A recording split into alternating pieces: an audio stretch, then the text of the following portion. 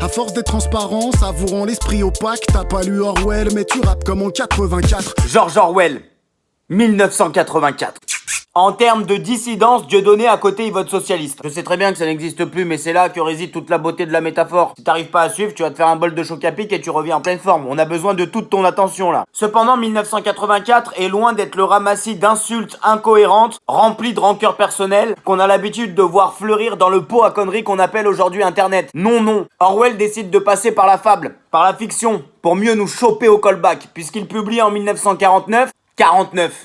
Note-le sur un post-it. Ce qui sera considéré 70 ans plus tard par beaucoup comme le plus subtil des doigts dans le boule d'un système qui chiait la gueule de son peuple depuis bien trop longtemps, sans forcément s'essuyer dans tous les coins, hein. Tous les animaux sont égaux, mais il y a des animaux plus égaux que d'autres. Winston, le personnage principal, est confiné dans un appartement étroit. Tiens donc. D'ailleurs, il est écrit « Vous ne possédez rien en dehors des quelques centimètres carrés de votre crâne ». Bon, je suis pas d'accord, moi j'ai la Xbox. Winston obéit au doigt et à l'œil de Big Brother, une figure paternaliste et rugueuse qui dicte à chacun comment il doit penser et se comporter. Tiens donc! Big Brother impose sa vision des choses par le biais du télécran, un instrument technologique présent dans toutes les habitations de la ville. Même chez les plus pauvres. Surtout chez les plus pauvres d'ailleurs. Chaque génération se croit plus intelligente que la précédente et plus sage que la suivante.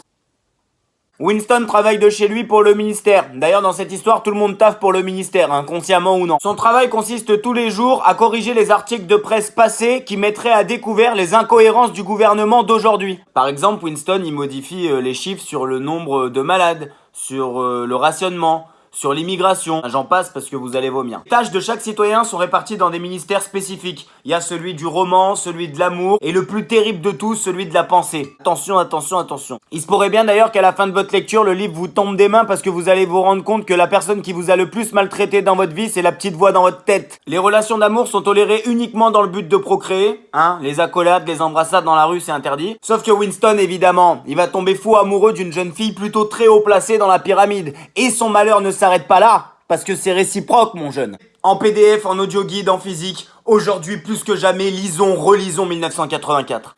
Allez, une petite dernière parce que je sens que vous êtes intrigués. Le langage politique est construit pour que les mensonges paraissent vrais, pour que les meurtres paraissent respectables et pour donner à du vent l'apparence de la solidarité. Allez, bisous les jeunes.